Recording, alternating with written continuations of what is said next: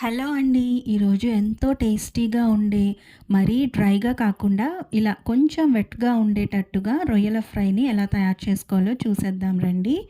చిన్నవాళ్ళకి గానీ, పెద్దవాళ్ళకి గానీ ఈ రొయ్యల ఫ్రై అనేది చాలా బాగా నచ్చుతుంది. తప్పకుండా ట్రై చేయాల్సిన రెసిపీ. అలానే ఎవరైనా కొత్తగా చూస్తున్నట్టయితే ప్లీజ్ సబ్స్క్రైబ్ చేసుకోండి విరోహిమాస్ కిచెన్ ఛానల్‌ని. And welcome to my channel విరోహిమాస్ కిచెన్. ముందుగా రొయ్యల ఫ్రై కోసం 6, 8 సార్లైనా శుభ్రంగా కడిగి పెట్టుకున్న రొయ్యలను తీసుకోండి. ఇలా కడిగి పెట్టుకున్న రొయ్యల్లో కొంచెం హాఫ్ టీ స్పూన్ పసుపు యాడ్ చేసుకోండి. అలానే ఒక పావు టీ స్పూన్ సాల్ట్ యాడ్ చేసుకొని బాగా మిక్స్ చేసుకొని స్టవ్ మీద పెట్టుకొని ఆయించుకోవాలి. ఆయించుకోవడం అంటే డైరెక్ట్‌గా మనం ఈ రొయ్యలని ఆయిల్ వేయకుండా డైరెక్ట్‌గా ప్యాన్‌లో ఉంచే స్టవ్ మీద పెట్టుకొని వాటిలో ఉండే వాటర్ బయటికొచ్చేంత వరకు, అవి ఆవిరయ్యేంత వరకు ఆయించుకోవాలి.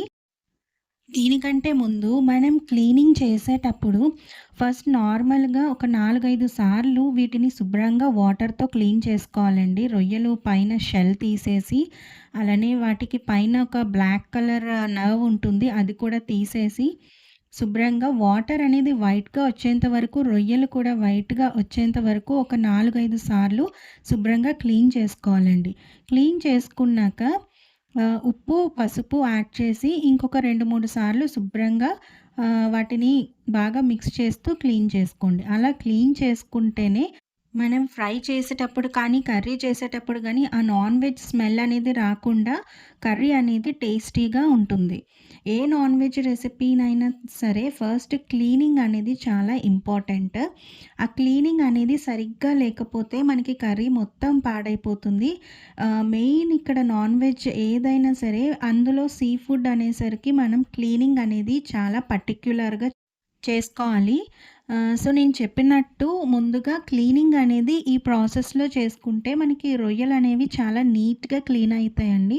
అలా క్లీన్ అయ్యాక మనం ఇందులో ఉప్పు, పసుపు నేను ఇందాక చూపించాను కదా! అలా యాడ్ చేసుకొని ఫస్ట్ ఇలా ఆయించుకోవాలి.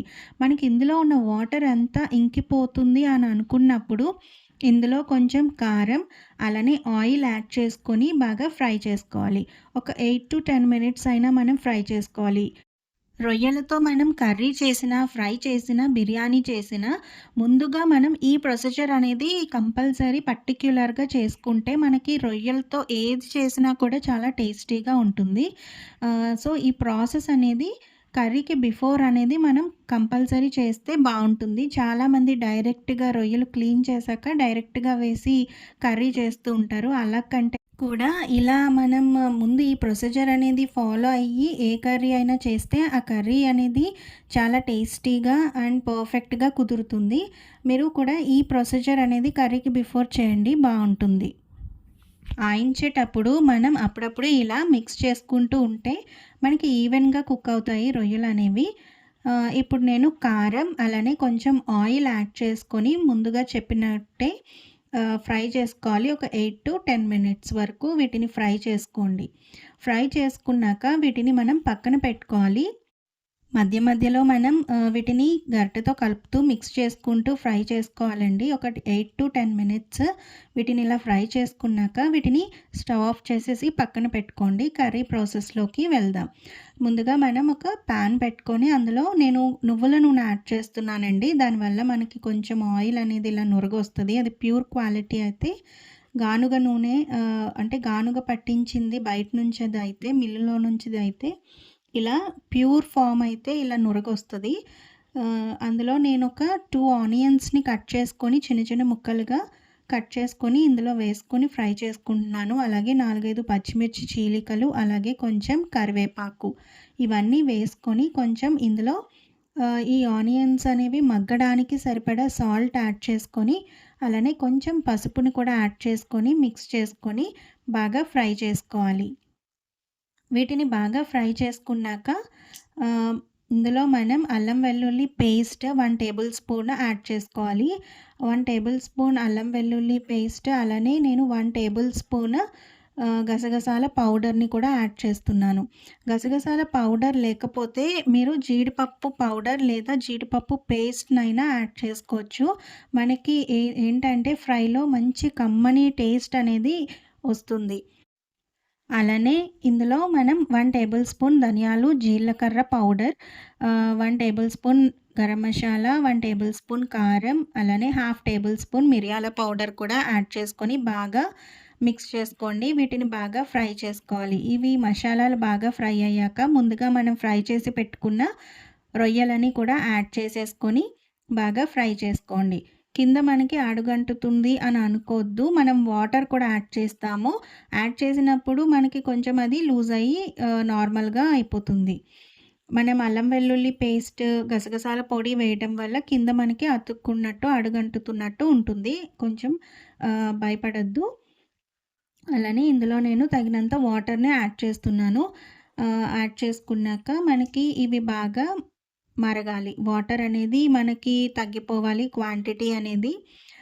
ఇది మనకి ఫ్రై కాబట్టి మనం వాటర్ యాడ్ చేయడం వల్ల ఏంటి అంటే, ఆ మసాలా అంతా కూడా మనకి రొయ్యలకి బాగా పట్టుకొని ఉంటుంది.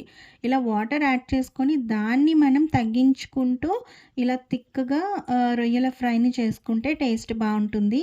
వాటర్ ఏయకుండా ఫ్రై చేసుకునేది ఒక టేస్ట్ వస్తుంది. ఇదైతే మనకి కొంచెం వెట్‌గా చాలా బావుంటుంది.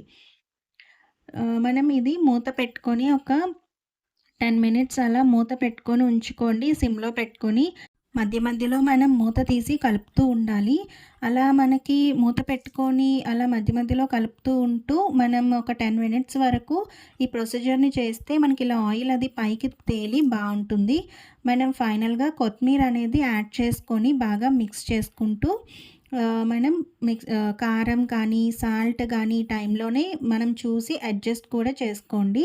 అడ్జస్ట్ చేసుకోవచ్చు. మనకి బాగా ఆయిల్ అది పైకి తేలి క్వాంటిటీ అనేది ఆ గ్రేవీ క్వాంటిటీ అనేది తగ్గిపోవాలి.